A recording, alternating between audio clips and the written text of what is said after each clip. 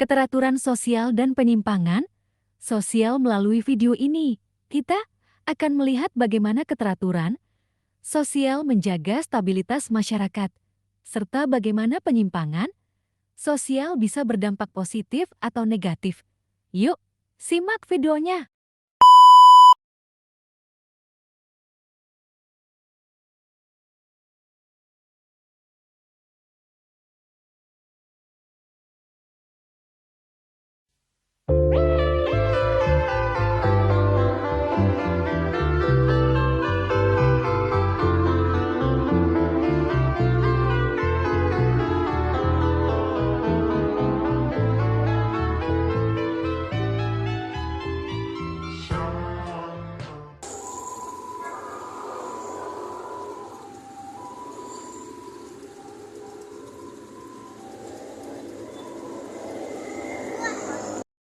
Dalam labirin kehidupan perkotaan yang dinamis, di mana jutaan kendaraan melaju dalam harmoni yang rumit, keteraturan sosial menjadi fondasi yang tak tergantikan. Sebuah tarian kolektif yang menjaga keseimbangan dan keselamatan kita semua. Di persimpangan jalan di mana arus kendaraan bertemu dan berpotongan, lampu merah menjadi simbol kekuatan yang tak terbantahkan. Sebuah panggilan untuk menghentikan gerakan, sebuah pengingat bahwa keselamatan bersama lebih penting daripada kecepatan individu. Dan saat kita berhenti, kita tidak hanya mematuhi aturan, tetapi kita juga menegaskan kembali komitmen kita terhadap kehidupan, terhadap keselamatan orang lain, dan terhadap tatanan sosial yang lebih besar.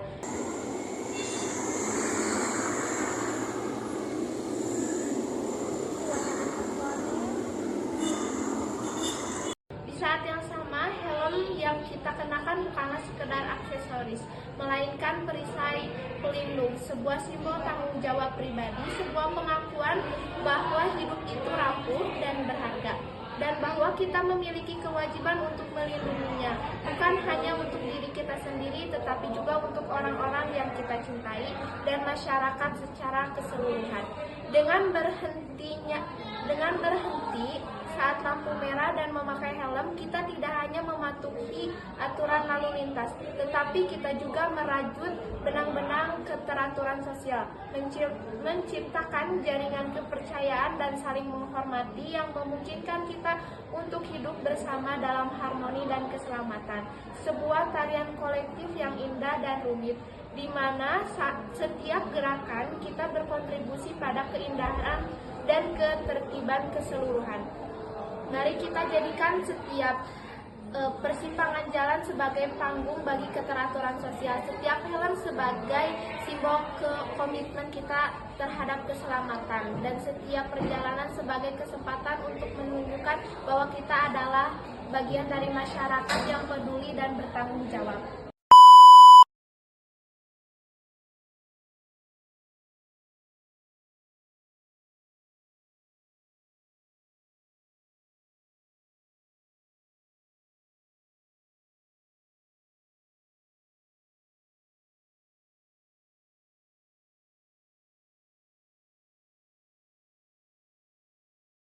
Belajar di perpustakaan memang terlihat seperti aktivitas individu, tapi sebenarnya bisa termasuk dalam adegan sosial karena beberapa alasan. Yang pertama, perpustakaan memiliki ruang publik. Ruang publik yang dirancang untuk interaksi dan akses bersama. Meskipun orang datang untuk belajar sendiri, mereka berbagi ruang dengan orang lain yang memiliki tujuan yang sama. Yang kedua, memiliki norma sosial. Perpustakaan memiliki norma sosial yang mengatur perilaku, misalnya menjaga ketenangan, tidak berbicara terlalu keras, dan menghormati ruang orang lain. Ini menciptakan suasana bersama yang mendukung belajar dan interaksi. Yang ketiga, interaksi nonverbal. Meskipun tidak ada percakapan langsung, orang-orang di perpustakaan berinteraksi secara nonverbal. Misalnya, mungkin saling melirik, mengangguk, ataupun tersenyum. Ini menunjukkan adanya kesadaran akan keberadaan orang lain yang di ruang yang sama. Yang keempat, kesamaan tujuan.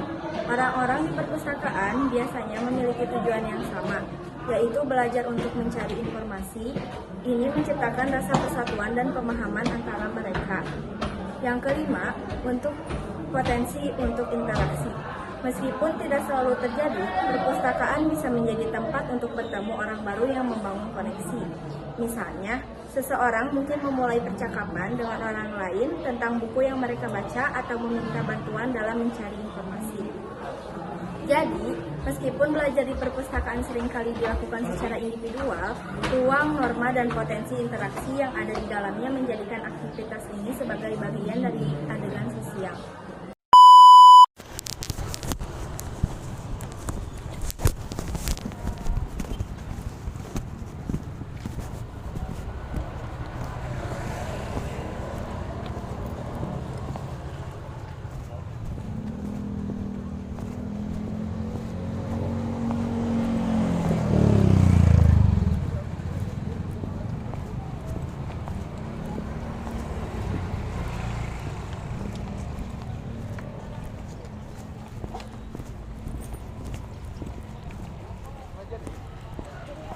Ketertiban sosial di lingkungan sekolah tercipta ketika seluruh warga sekolah menaati aturan yang telah disepakati.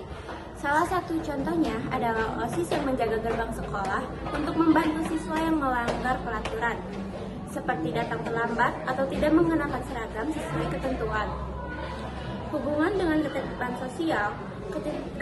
sosial adalah keadaan di mana interaksi dalam masyarakat berjalan secara tertib dan sesuai dengan norma yang berlaku. Dalam kasus OSIS yang menjaga gerbang sekolah, mereka berperan dalam menegakkan norma sekolah, mencegah penyimpangan sosial, membentuk kebiasaan positif. Contoh dari menegakkan norma sekolah yaitu OSIS membantu memastikan siswa mematuhi aturan, seperti disiplin waktu dan berpakaian yang rapi, yang merupakan bentuk norma sosial di sekolah. Yang kedua, mencegah penyimpangan sosial. Contohnya, tindakan pengawasan ini bertujuan untuk mencegah siswa melakukan penyimpangan, misalnya bolos atau melanggar aturan berpakaian. Yang terakhir, membentuk kebiasaan positif. Dengan adanya kontrol sosial ini, siswa akan terbiasa disiplin, yang pada akhirnya menciptakan lingkungan belajar yang tertib dan kondusif.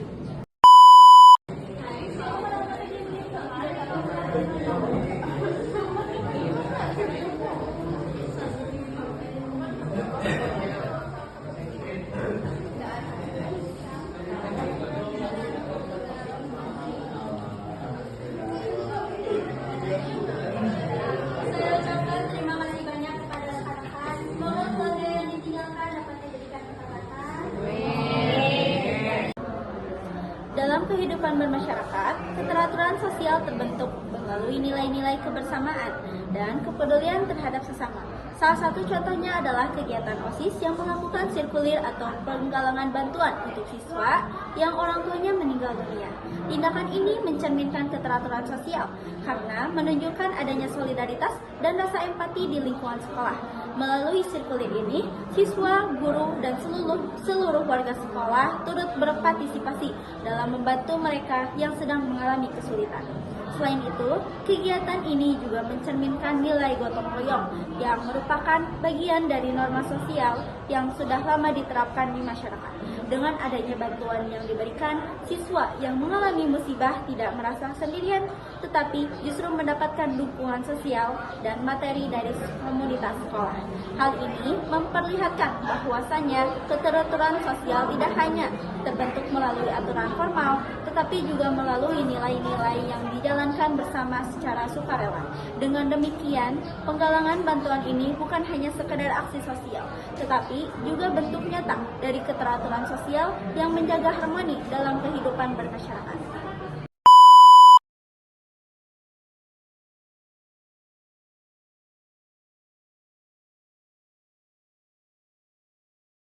Kejadian tepat waktu termasuk ke dalam adegan sosial karena beberapa alasan. Yang pertama, karena adanya interaksi sosial. Kejadian datang tepat waktu seringkali memicu interaksi sosial. Misalnya, ketika seseorang datang tepat waktu untuk sebuah pertemuan, itu sudah menunjukkan rasa hormat dan perhatian terhadap orang lain.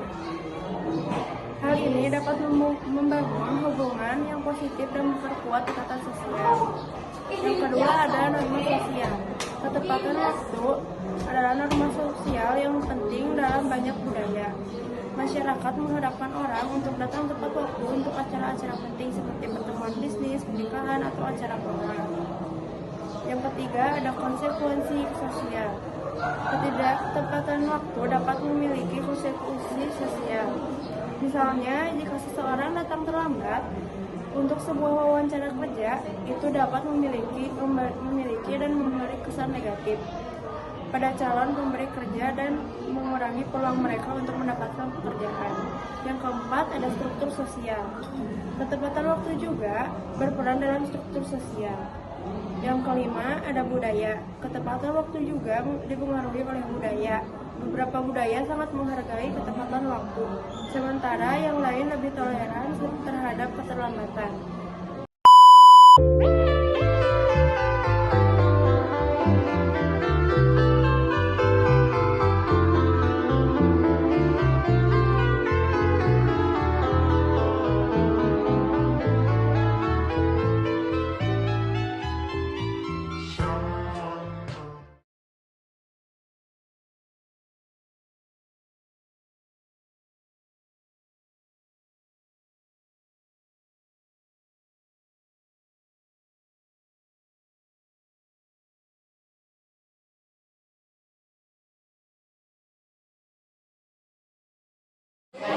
Lewat jam 12 yang udah kamu jualan.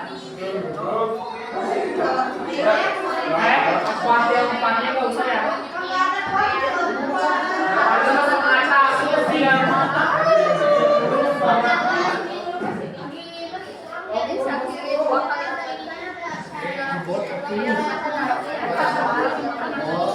Adegan menyontek termasuk ke dalam penyimpangan sosial. Alasannya karena melanggar norma dan nilai yang berlaku dalam masyarakat.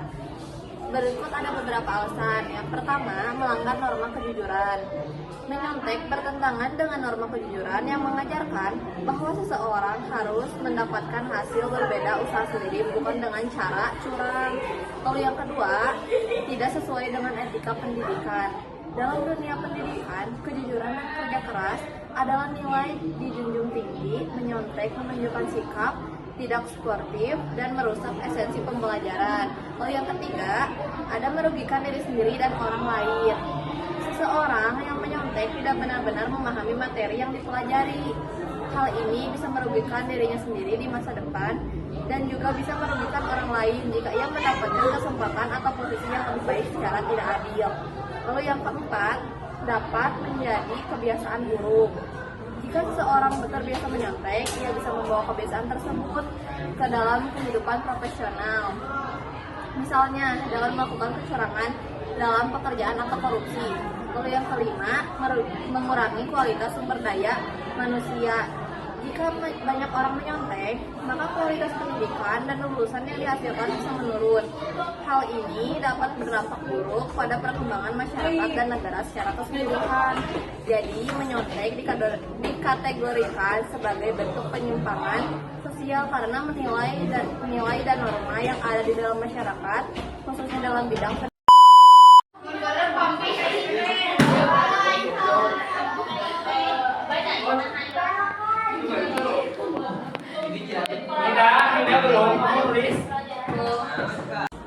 Bermain game saat belajar bisa dianggap sebagai penyimpangan sosial karena melanggar norma dan harapan yang ada dalam konteks pendidikan. Berikut beberapa alasannya, yaitu yang pertama, mengganggu proses belajar, yaitu fokus dan konsentrasi adalah kunci utama dalam belajar. Bermain game saat belajar dapat memecah konsentrasi sehingga materi pelajaran sulit dipahami dan diserap dengan baik. Yang kedua, melanggar aturan. Sekolah atau lembaga pendidikan biasanya memiliki aturan yang melanggar penggunaan perangkat elektronik untuk bermain game selama jam pelajaran. Melanggar aturan ini termasuk dalam perilaku menyimpang. Yang ketiga, tidak menghargai waktu. Waktu belajar adalah waktu yang berharga dan seharusnya dimanfaatkan sebaik mungkin untuk menimbu ilmu. Bermain game saat belajar menunjukkan ketidakpedulian terhadap waktu dan kesempatan yang diberikan. menyenangkan. Yang keempat, merugikan diri sendiri dan orang lain. Bermain game saat belajar dapat membuatmu tertinggal dalam pelajaran yang pada akhirnya merugikan diri kamu sendiri. Selain itu, perilaku ini juga bisa mengganggu teman sekelas yang ingin belajar dengan tenang. Dan yang kelima, menciptakan kebiasaan buruk. Jika kebiasaan bermain game saat belajar terus dilakukan, hal ini dapat membentuk pola perilaku negatif yang sulit diubah di kemudian hari. Namun, perilaku diingat bahwa bermain game tidak selalu berdampak negatif. Ada juga manfaat positif dari bermain game seperti peningkatan kreatif, kemampuan problem solving, dan kerja sama tim. Yang terpenting adalah bagaimana kita mengatur waktu dan membatasi diri agar tidak berlebihan dalam bermain game, terutama saat belajar. Aku tuh kerjain tugas, kamu udah belum? Kenapa tidak mengerjakan PR termasuk penyimpangan sosial? Karena dianggap sebagai penyimpangan sosial karena melanggar norma dan berharap berlaku di lingkungan pendidikan.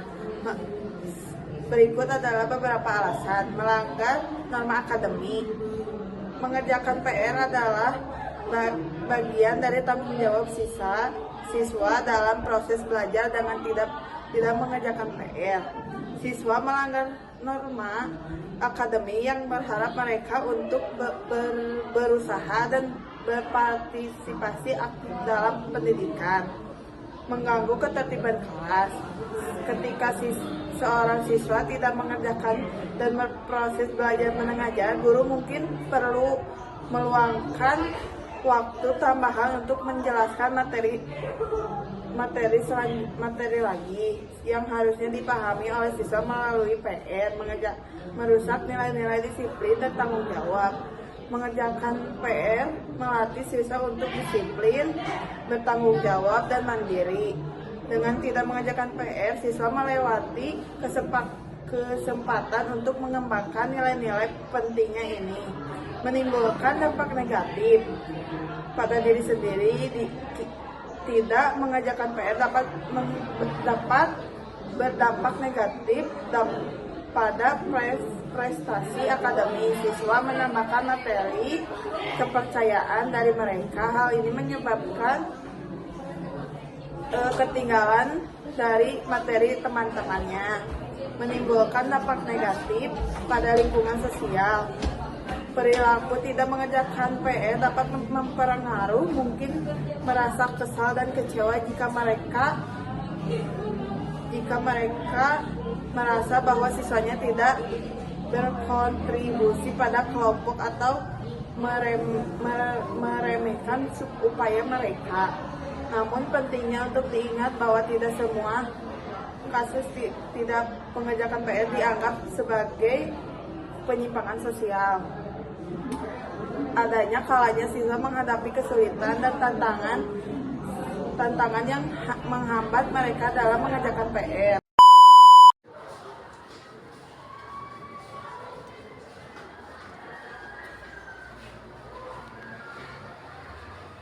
Keterlambatan siswa dalam datang ke sekolah merupakan salah satu contoh adegan sosial yang terjadi di lingkungan pendidikan. Kejadian ini mencerminkan interaksi antar individu dengan aturan dan norma yang berlaku di sekolah. Ketika seseorang siswa datang terlambat, ia akan berhadapan dengan berbagai respon dari guru, teman, serta pihak sekolah yang menunjukkan bagaimana lingkungan sosial memberikan konsekuensi terhadap perilaku individu. Selain itu, keterlambatan juga mencerminkan adanya faktor-faktor sosial yang mempengaruhi kehidupan seseorang seperti kebiasaan, disiplin, dan tanggung jawab. Bagi siswa yang sering terlambat, hal ini bisa berdampak pada citra dirinya sendiri, di mata guru, dan di mata teman-temannya, yang pada akhirnya membentuk pola hubungan sosial di dalam kelas. Oleh karena itu, kejadian ini bukan hanya sekedar masalah kedisiplinan individu, tetapi juga bagian dari interaksi sosial yang lebih luas dalam kehidupan sekolah.